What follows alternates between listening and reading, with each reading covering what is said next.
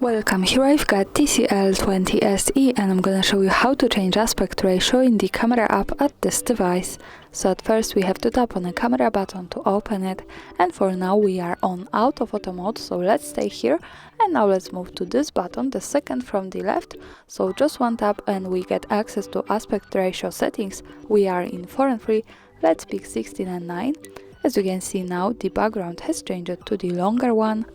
Another tap to this second from the left button, and let's move to 1 and 1, and we can see the square one aspect ratio. And when we pick the button once again, we can also go to the full aspect ratio, so we can see the full camera frame.